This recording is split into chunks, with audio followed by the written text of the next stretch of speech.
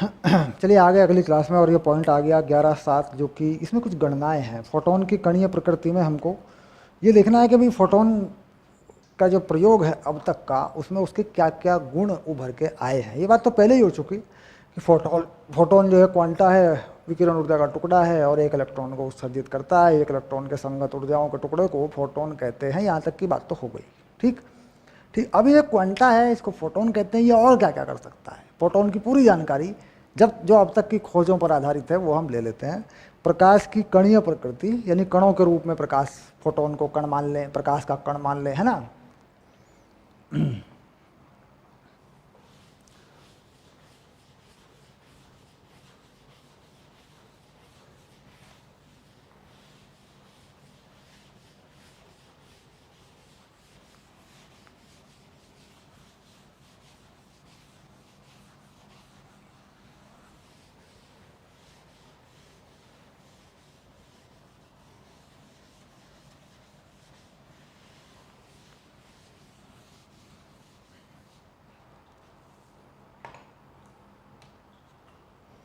तो ये आ गया 11.7,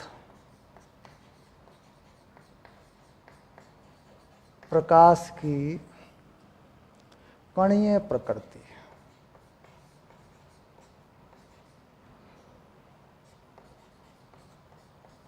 और नाम कहें इस कण को, इसका नाम कह दें फोटॉन। फोटॉन, और अंग्रेजी में है फोटॉन। ये रहा। ठीक। अब बात आई कणीय प्रकृति की। कण है, ठीक, विकिरण का एक कण। तो कण के लिए अनिवार्य शर्त क्या है भाई? हम किसी को कण कहते हैं तो कण के लिए अनिवार्य शर्त यह है कि कण में का द्रव्यमान होना चाहिए। इसका द्रव्यमान होना चाहिए। द्रव्यमान के लिए जरूरी है जब कण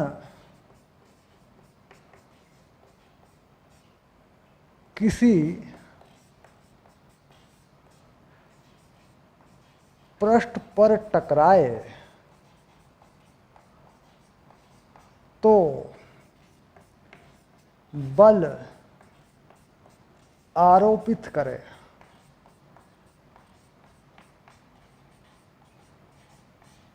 ये कण होने की शर्त है भाई। कण है तो कण तो समझ रहे होंगे, पार्टिकल है। पार्टिकल छोटे छोटे कणों से मिलकर चीजें बनी होती हैं। तो कणीय प्रकृति में द्रव्यमान होना चाहिए। जब कण किसी पृष्ठ पर टकराए तो वह बल आरोपित करे, क्योंकि उसके संवेग में परिवर्तन हो। क्या? रेखीय संवेग में परिवर्तन हो। संवेग परिवर्तन बटे समयांतराल, ये क्या हो जाता है? इसे कहते हैं हम औसत बल। ये क्या बनता है? औसत बल। जब वो टकराता है तो टक्कर मारता है तो क्रिया होती है, फिर प्रतिक्रिया होती है, तो ये औसत बल जो है इस तरीके का होता है। ठीक। तो अगर इस बात की पुष्टि कर देगा विकिरण जो है प्रकाश, तो हम मान लेंगे कि उसमें कणीय प्रकृति होती है। ठीक। अब इस प्रकार की पूर्ति करेगा तो क्या प्रकाश किसी वस्तु पर डाले जाने पर बल आरोपित करेगा? ये प्रयोग करके देखना पड़ेगा। अच्छा, तेरा ये सारी बातें पुष्ट हो जाती हैं, इन सारी बातों की पुष्टि हो जाती है, लेकिन यहाँ एक समस्या आती है कि ये द्रव्यमान एग्जैक्टली कितना है इसका पता नहीं चलता। कितना द्रव्यमान है यह ठीक ठीक ज्ञात नहीं हो पाता।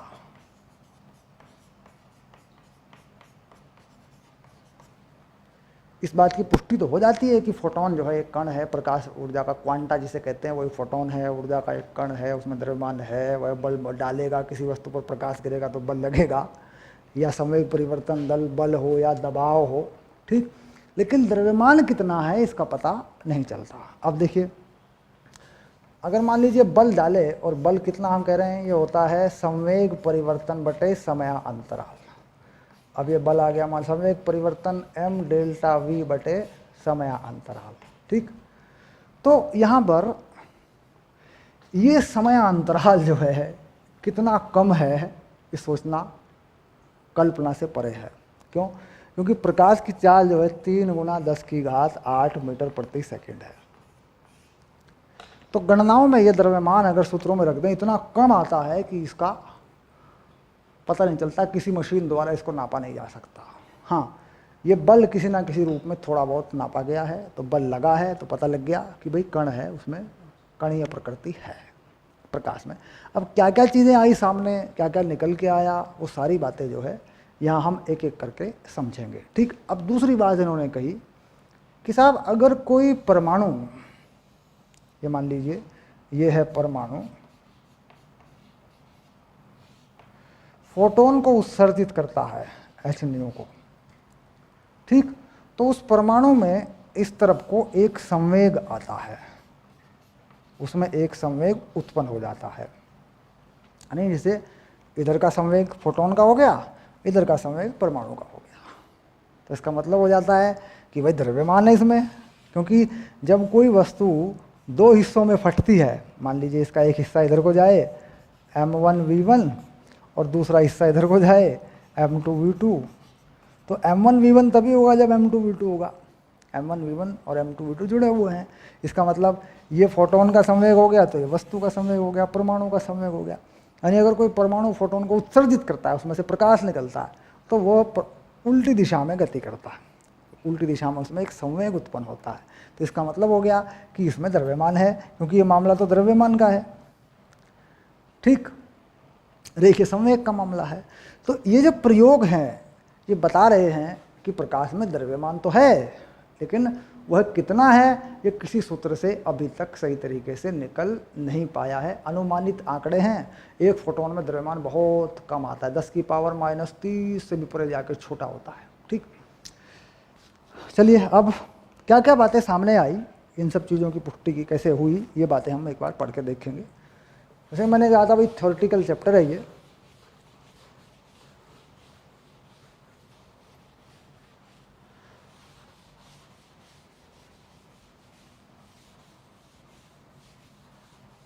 ये चैप्टर दरअसल थ्योरेटिकल है, उतना ज़्यादा इसमें है नहीं, और अगर न्यूमेरिकल लगेंगे तो सिंपल से न्यूमेरिकल है और परीक्षाओं के लिए बड़ा महत्वपूर्ण है, आसानी से इसके अंक प्राप्त किए जा सकते हैं पेपर में। चलिए अब मैं पढ़ के बता देता हूँ कि फोटोन जो है, मेन बात तो मैंने बता ही दी आपको। कह रहा विकिरण के द्रव्य के साथ अन्योन्य क्रिया में विकिरण इस प्रकार व्यवहार करता है मानो यह ऐसे कणों से बना हो जिन्हें फोटोन कहते हैं। प्रत्येक फोटोन की ऊर्जा h होती है, संवेग जो है स्पीड से मल्टीप्लाई कर देंगे, h/c होता है, चाल प्रकाश की चाल है। एक निश्चित आवृत्ति तथा तरंग दैर्ध्य सभी फोटोनों की ऊर्जा इतने इतने एक समान होती है। फोटोन उदासीन होते हैं, इन विद्युत क्षेत्र चुंबक के क्षेत्र जो है विक्षेपित नहीं होते, बदलते नहीं है, इनके कांस्टेंट नियत बने रहते हैं। फोटोन कण संगठ में कुल ऊर्जा कुल संवेग संरक्षित रहते हैं। वही बात आ गई, वही संवेग का संरक्षण होता है। तो संवेग का संरक्षण होता है द्रव्यमान के कारण, द्रव्यमान होगा तो संरक्षित हो जाएगा। ठीक, अब यहाँ पर ये मोटी मोटी बातें जो है इन्होंने बताई हैं, एक भाषा लिखी हुई है, इस भाषा में ये पेज नंबर है 398, ये मैंने हल्का हल्का पढ़ दिया है और मैंने बता दिया सारी बातें। अब इसमें से क्या करेंगे कि फोटोन क्या है, फोटोन क्या है, ये इसमें 5 बातें हैं। ठीक, इन 5 बातों में ये बातें महत्वपूर्ण हैं। अगर हम फोटोन की परिभाषा देना चाहते हैं तो अपनी तरफ से ना दें, क्योंकि यहाँ पर फोटोन की परिभाषा वही दें जो बुक में लिखी हुई है। खोज बहुत हुई है फोटोन के ऊपर। ठीक, ये पांचों की पांचों बातें पेज नंबर 398 पे ये आपको बतानी है। चलिए मैं एक बार फिर पढ़ देता हूँ, क्योंकि 5 ही लाइनें हैं, कोई बड़ी बात नहीं है। विकिरण के, देखिए पहली बात क्या है, विकिरण के द्रव्य के साथ अन्योन्य क्रिया में, यानी जब प्रकाश और द्रव्य कोई पदार्थ मिलता है, विकिरण इस प्रकार व्यवहार करता है कि मानो यह ऐसे कणों से बना हो जिन्हें फोटोन कहते हैं। ये कण से बना हो विकिरण और उसे टुकड़ों से बना हो, ऐसा व्यवहार करता है, टक्करें करता है। कुल मिलाकर टक्करों में संवेग का संरक्षण रहता है, टक्करें करता है। प्रत्येक फोटोन की ऊर्जा h = h होती है, जो हमने कहा इसका संवेग h/c होता है, mc लगा लेंगे, इसको संवेग बना लेंगे, जहाँ c प्रकाश की चाल है। और एक निश्चित आवर्ती तथा तरंग दैर्ध्य के सभी फोटोनों की ऊर्जा और संवेग एक समान होते हैं। एक निश्चित आवृत्ति के फोटोनों की ऊर्जा संवेग एक जैसे होते हैं। ठीक, अब किसी दी गई तरंग दैर्ध्य के प्रकाश की तीव्रता बढ़ाने पर केवल किसी दिए गए क्षेत्र से गुजरने वाले प्रति सेकंड फोटोनों की संख्या बढ़ती है। यानी ऊर्जा में फोटोनों की संख्या बढ़ती है ऊर्जा बढ़ाने पर या तीव्रता बढ़ाने पर। आवृत्ति बढ़ाने पर फोटोन की ऊर्जा बढ़ती है। यानी अगर कहीं हम एक ही आवृत्ति के फोटोन डाल रहे हैं तो तीव्रता बढ़ा रहे हैं तो किसी विशेष फोटोन की ऊर्जा नहीं बढ़ती। विशेष फोटोन की ऊर्जा या एक फोटोन की ऊर्जा आवृत्ति बढ़ाने पर बढ़ती है। ठीक, जो कि हमने देखा है E बराबर hν या hc/λ का सूत्र हमारे सामने आया था। फोटोन विद्युत उदासीन होते हैं और विद्युत तथा चुंबकीय क्षेत्रों द्वारा विक्षेपित नहीं होते। यानी विद्युत उदासीन है। विद्युत उदासीन से मतलब चुंबकीय क्षेत्र अगर बाहर से लगा दें, ये बड़ी महत्वपूर्ण बात है। मान लीजिए हमने कोई विद्युत क्षेत्र लगा रखा है इस दिशा में, ऐसे ये कोई विद्युत क्षेत्र है और यहाँ से फोटोन जा रहा हो, प्रकाश जा रहा हो hν, ठीक, तो यह विक्षेपित नहीं होगा। क्यों? क्योंकि यह उदासीन है, विक्षेपित नहीं होता होगा फोटोन। ठीक, विद्युत क्षेत्र हो या कोई और क्षेत्र हो, मान लीजिए कहीं और लगा दें, चुंबकीय क्षेत्र हो, चुंबकीय क्षेत्र या विद्युत क्षेत्र से विक्षेपित हो सकता है। गतिमान आवेश चुंबकीय क्षेत्र में विक्षेपित हो जाता है। कोई भी आवेश गतिमान हो या ना हो वह विद्युत क्षेत्र में भी विक्षेपित हो जाता है, क्योंकि विद्युत बल लग जाता है आवेश पर। चुंबकीय बल गतिमान आवेश पर लगता है, कोई स्थिर आवेश है उस पर चुंबकीय बल नहीं लगता। ये बात हम पढ़ चुके हैं पहली किताब में। ठीक, तो फोटोन जो है वह विद्युत या चुंबकीय क्षेत्रों से प्रभावित नहीं होता। फोटोन कण संघट, जैसे फोटोन इलेक्ट्रॉन संघट में कुल ऊर्जा सा कुल संवेग संरक्षित रहते हैं, तथापि किसी संघट में फोटोनों की संख्या भी संरक्षित नहीं रह सकती। फोटोन आवेशित अवशोषित हो सकता है अथवा एक नया फोटोन सुसर्जित हो सकता है। फोटोन अवशोषित भी हो जाता है, मतलब संख्या की कोई गारंटी नहीं है, लेकिन संवेग संरक्षित होता है। ये बहुत बड़ी बात है। ठीक, अब देखिए कैसे मैं बताता हूँ इसको। मान लीजिए हमारे पास यहाँ 3 इलेक्ट्रॉन हैं। ये कंसेप्ट बहुत इंपॉर्टेंट है, इसका ध्यान देंगे। इसलिए मैंने क्या किया कि मैंने मामला आपके ऊपर नहीं छोड़ा, मैंने कहा आप पढ़ लेना, मैंने आपके ऊपर नहीं छोड़ा मामला। अब कह रहा है ये 3 इलेक्ट्रॉन जो है यहाँ विराम अवस्था में है, ये विरामावस्था में है, विरामावस्था में इलेक्ट्रॉन है। यहाँ पर कहीं किसी जगह पे ये रखे हुए हैं ऐसे, या कहीं पड़े हैं किसी परमाणु के अंदर हैं, या कहीं है, कुछ भी कल्पना कर रहे हैं, एक विचार प्रस्तुत कर रहे हैं अपना। कह रहा इधर से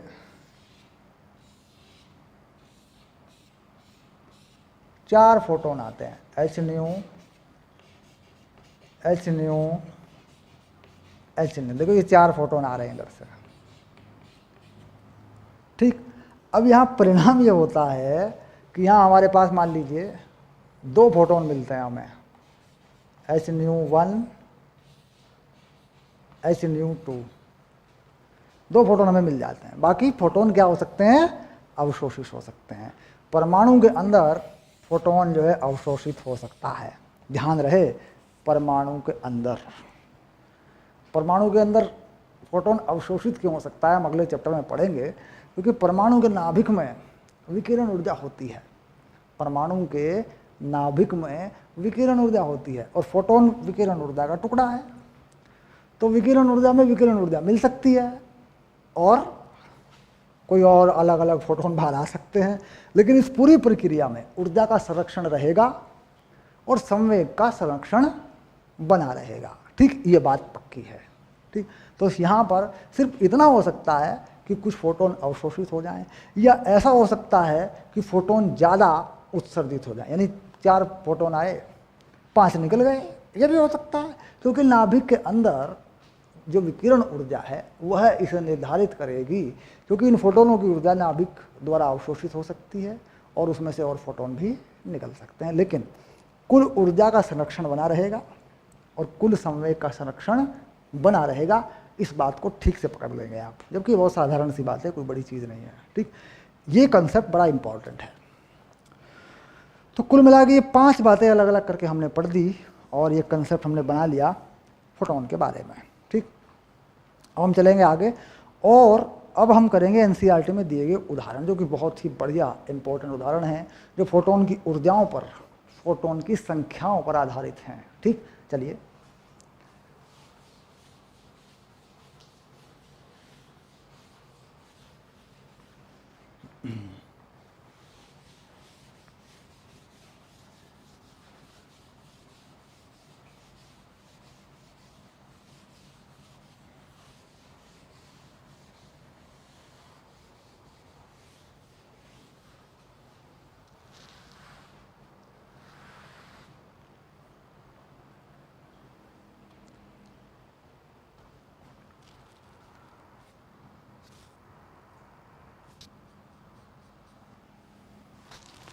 मैं थोड़ा सा बोर्ड पे निशान लगा दूं, कहीं ऐसा ना हो कि मैं कुछ लिख दूं और वहाँ तक पहुँचे ना। हो गया, ठीक हो गया, ठीक हो गया। अब देखो थोड़ा सा मैं ये लगा दिया मैंने। बोर्ड आपके कैमरे में भी तो आना चाहिए, कैमरा भी तो पकड़ेगा बोर्ड को। अब ये देखो, ये भी थोड़ा सा निशान लगा दिया मैंने। अब यहाँ से ऊपर, यहाँ से नीचे मैं लिखूँगा ही नहीं। ये लीजिए, ओके, डन। बोर्ड का हिस्सा आ गया, बीच में निशान लग गए तो बोर्ड का हिस्सा आ गया। ठीक है, चलिए अब लेते हैं एनसीईआरटी का उदाहरण। 4 उदाहरण है एकदम साथ साथ। पहला उदाहरण क्या कहता है? उदाहरण 1, पहला उदाहरण 11(1), एनसीईआरटी 11(1। ठीक, क्या है? उदाहरण है, उदाहरण 11(1।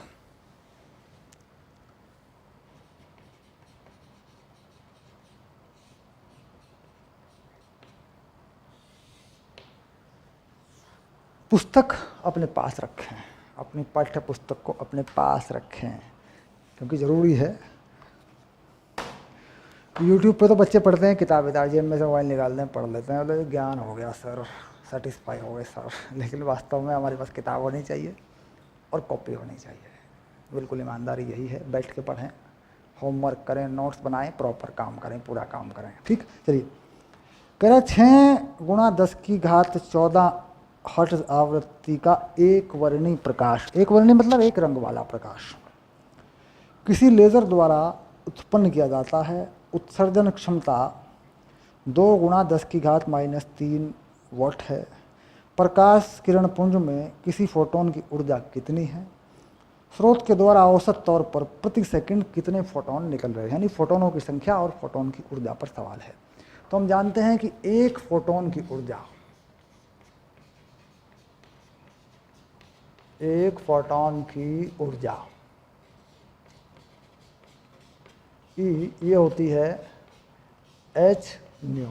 इसमें जो प्लैंक का नियतांक है वो लगा लो, 6.63 लगाते हैं, 6.67 भी लगा देते हैं कई बार, और 6.6 भी लगा देते हैं। 6.63 इसका सही लगभग मान है। 10⁻−34। आवृत्ति कितनी बताई थी? आवृत्ति बताई थी 6×10⁻34 यानी 14। ये जूल में आ गई एक फोटोन की ऊर्जा। और ये ऊर्जा आ रही है 3.98 × 10⁻−19। ये ऊर्जा है जूल में।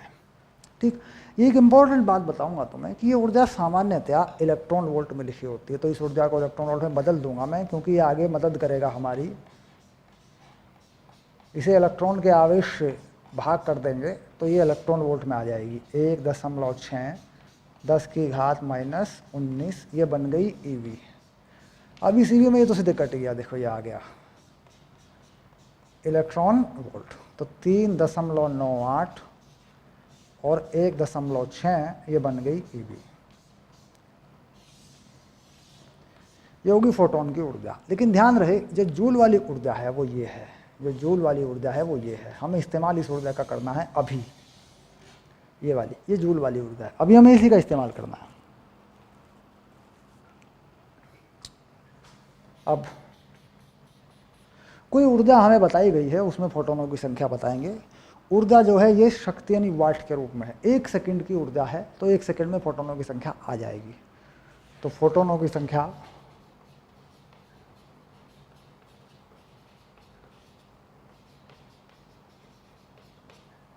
इसे मान लेते हैं n।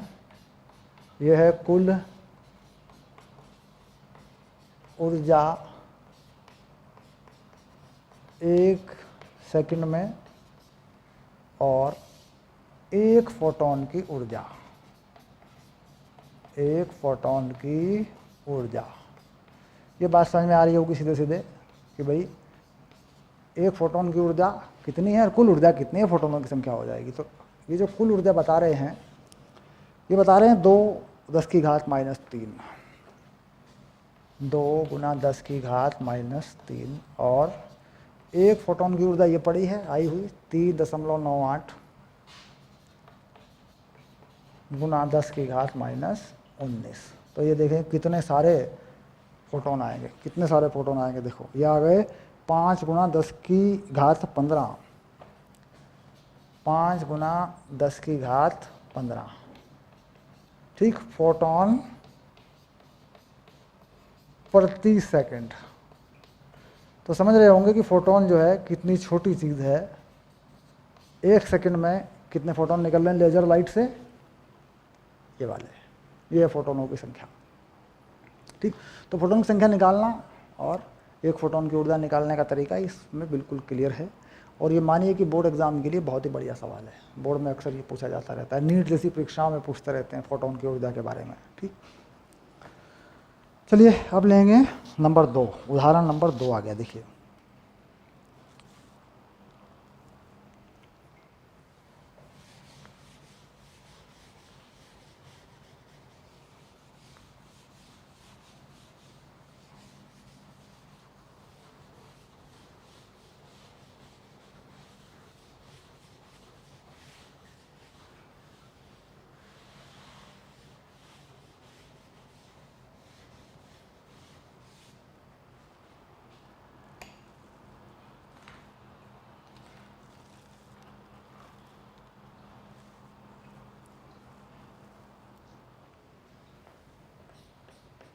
ग्यारह 2, ठीक।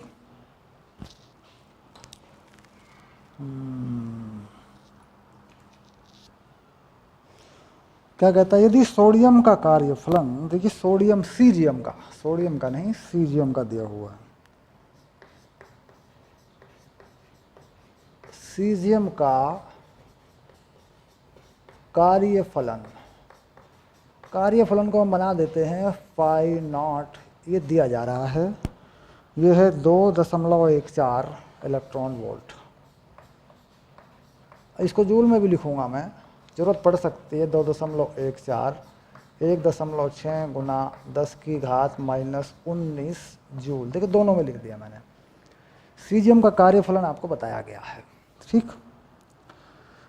परिकलित कीजिए सीजियम की देहली आवृत्ति। तो सीजियम की देहली आवृत्ति, सीजियम की देहली आवृत्ति। तो हम जानते हैं कि जो कार्यफलन होता है वो होता है h/ν0। तो ν0 जो है देहली आवृत्ति होगी, कार्यफलन बटे h हो गया। यहाँ पर कार्यफलन जूल में लगेगा क्योंकि आवृत्ति प्रति सेकंड है, और इलेक्ट्रॉन वोल्ट कोई ऊर्जा का मात्रक नहीं है, ऊर्जा का मात्रक जूल है, ठीक। अब ये बनाया गया मात्रक होता है, छोटे पदों में लिखा हुआ, ठीक।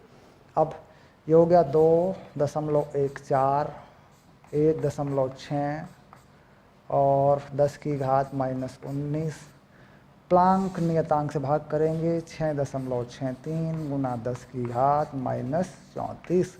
ये जो उत्तर आएगा ये आएगा आवृत्ति हर्ट्ज में। कितना आ गया, जरा मारूं रट्टा मार दूं।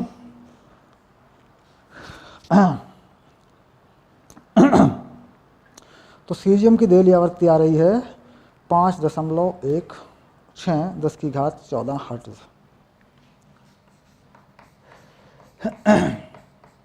ये आ गई लो सीजियम की देहली आवृत्ति। ये पहला उत्तर हो गया, ठीक। और आपतित प्रकाश का तरंग दैर्घ्य, अब ये आवृत्ति आ गई, आपतित प्रकाश का तरंग दैर्घ्य, ठीक। आपतित प्रकाश का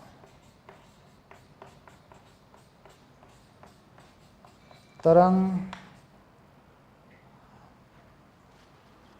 दैर्घ्य,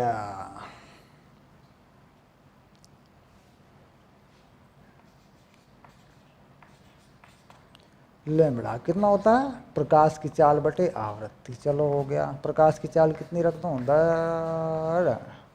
ये रही आवृत्ति 5.16 है भाई। ये लो सिंपल, यह आएगा मीटर में, कितना आ गया जी, ये आ गया जी 454 जो है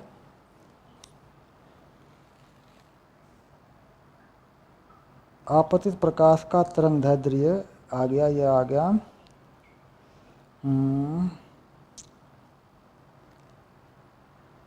ये तो आपका वो हो जाएगा ना, देली तरंगदैर्ध्य। आपतित प्रकाश का तरंगदैर्ध्य नहीं है ये, आपतित प्रकाश का तरंगदैर्ध्य तो बाबू गलत हो जाएगा, पूरे समीकरण से निकालना पड़ेगा। चलो H C by lambda H nu naught plus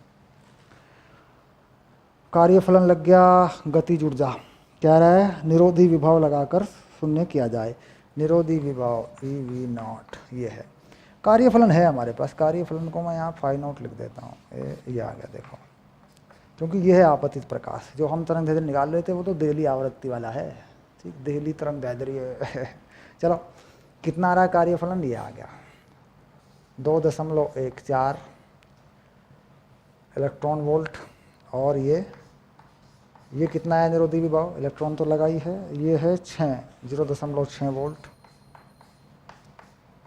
तो कुल मिला के ये वैल्यू आ गई, ये 6 इसमें जोड़ दूँ 2.74 इलेक्ट्रॉन वोल्ट।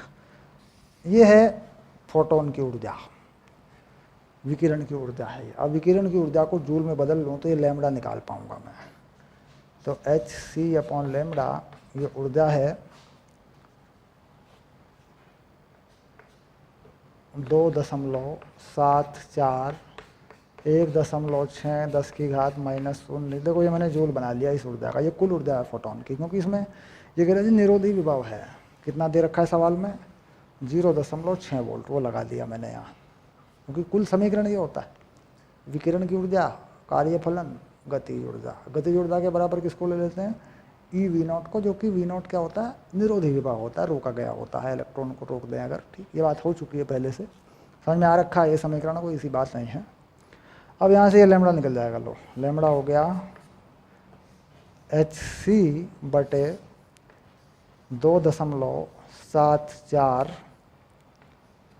गुणा 1.6 10 की घात -19, और ये उत्तर भी आ गया। लो उत्तर देख लेता हूँ मैं, क्योंकि ये गुणा करेंगे तो थक जाएंगे बाबू, एच का और सी का मान लगाएंगे। ये आ गया 454 गुणा 10 की घात -9 मीटर। ये 9 को नैनो लिख देते हैं, ये लैम्बडा आ जाएगा जो है 454 नैनोमीटर, ठीक, ऐसे बन जाएगा ये था दूसरे नंबर का सवाल। ठीक, सारी चीज़ें ठीक ठीक आ गई हैं, सब निकल गया है। अब इसके बाद हम देखते हैं प्रश्न नंबर 3, उदाहरण संख्या 3 पे आते हैं अब, ठीक है।